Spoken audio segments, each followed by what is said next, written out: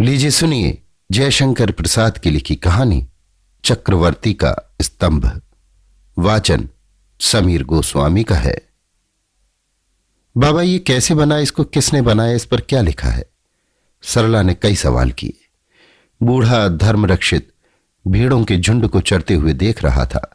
हरी टेकरी झारल के किनारे संध्या के आपत की चादर ओढ़कर नया रंग बदल रही थी। भीड़ों की मंडली उस पर धीरे धीरे चरती हुई उतरने चढ़ने में कई रेखा बना रही थी। अब की ध्यान आकर्षित करने के लिए सरला ने धर्मरक्षित का हाथ खींचकर उस स्तंभ को दिखलाया। धर्मरक्षित ने निश्वास लेकर कहा, बेटी, महाराजा चक्रवर्ती अशोक ने इसे कब बनाया था? इस पर शील और धर्म की आज्ञा खुदी है। चक्रवर्ती देवप्रिय ने यह नहीं विचार किया कि ये आज्ञाएं बकबक मानी जाएंगी। धर्मोन्नत लोगों ने इस स्थान को ध्वस्त कर डाला। अब बिहार में डर से कोई कोई भिक्षुक भी कभी दिखाई पड़ता है। वृद्ध ये कहकर उद्विग्न होकर कृष्ण संध्या का आगमन देखने लगा। सरला उसी के बगल में बैठ गई। स्तंभ के ऊपर बैठा हुआ आज्ञा का रक्षक सिंह धीरे धीरे अंधकार में विलीन हो गया।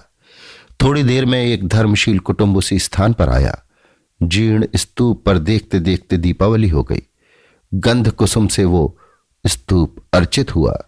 अगुरु की गंध, कुसुम सौरभ तथा दीपमाला से वो जीर्ण स्थान एक बार आलोकपूर्ण हो गया। सरला का मन उस दृश्य से पुलकित हो उठा। वो बार बार वृद्ध को दिखाने लगी। धार्मिक वृद्ध की आंखों में उस भक्तिमयी अर्चना से जल बिंदु दिखाई देने लगे। उपासकों में मिलकर धर्मरक्षित और सरला ने भी भरे हुए हृदय से उस स्तूप को भगवान के उद्देश्य से नमस्कार किया। टापों के शब्द वहां से सुनाई पड़ रहे हैं। समस्त भक्ति के स्थान पर भय ने अधिकार कर लिया। सब चकित होकर देखने लगे। उल्काधारी अश्वारोही और हाथों में नंगी तलवार। आकाश के तारों ने भी भय से मुंह छिपा लिया। मेघ मंडल रो रो कर मना करने लगी, किंतु निष्ठुर सैनिकों ने कुछ न सुना। तोड़ ताड़ लूटपाट करके सब पुजारियों को, बुत परस्तों को बांधकर उनके धर्म विरोध का दंड देने के लिए ले चले। सरला भी उन्हीं में थी। धर्मरक्षित ने कहा, सैनिकों, तुम्हारा भी कोई धर्म है? एक ने कहा, सर्वोत्तम इस्लाम धर्म। धर्मरक्षित, क्या उसमें दया की आज्ञा नहीं है? उत्तर न मिला। धर्मरक्षित, क्या जिस धर्म में दया नहीं है उसे भी तुम धर्म कहोगे? एक दूसरा, है क्यों नहीं, दया करना हमारे धर्म में भी है, पैगंबर का हुक्म है। तुम बूढ़े हो, तुम पर दया की जा सकती है, छोड़ दो जी उसको। बूढ़ा छोड़ दिया गया। धर्मरक्षित, मुझे चाहे बांध लो, किंतु इन सबों को छोड़ दो।